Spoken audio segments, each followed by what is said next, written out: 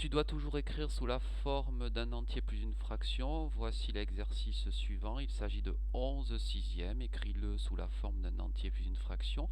Et si tu y arrives, sous la forme d'un entier moins une fraction. Petite pause. Voici la représentation. J'écris de suite le 0 et je m'interroge ensuite pour savoir où je dois placer la première unité. C'est le dénominateur qui te l'indique, tu le sais maintenant. Donc pour avoir une unité, il faut donc 6 parts égales. 1 sixième, 2 sixièmes, 3 sixièmes, 4 5 sixièmes, 5 sixièmes et 6 sixièmes. Voici l'unité pour 6 sixièmes. Voici la deuxième unité. 1, 2, 3, 4, 5 et 6 parts égales. Je peux dire que 2 fois 6, ça fait 12. Donc 12 sixièmes, puisque 6 sixièmes que je répète deux fois égale 12 sixièmes. Et je peux maintenant placer ma fraction ici. Alors je vois bien que 11 sixièmes, c'est 1 plus 1, 2, 3, 4, 5 parts. Ça veut dire 1 plus 5 sixièmes. Et je vois donc que c'est 2 moins 1 sixième.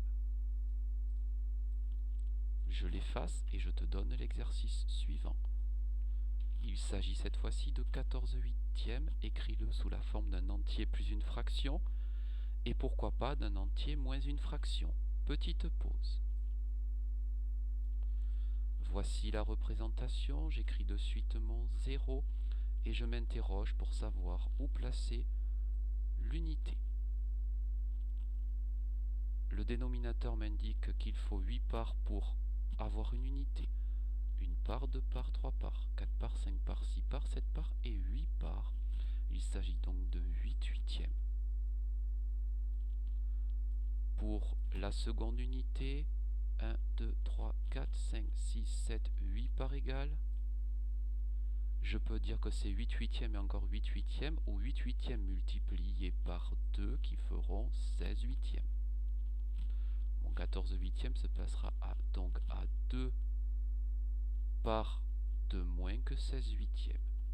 14 huitièmes, je peux donc l'écrire 1 plus 6 huitièmes, 1, 2, 3, 4, 5, 6, ou bien je peux dire que comme j'en ai 8 et que j'en enlève 2, il m'en restera 6 huitièmes. Et je peux écrire, je le vois ici sur la représentation, 2 moins 2 huitièmes, excuse-moi. Cet exercice, tu l'as effectué avec des représentations, mais tu peux aussi l'effectuer sans aucune représentation. C'est-à-dire en le calculant directement dans ta tête si tu y arrives. La vidéo est terminée.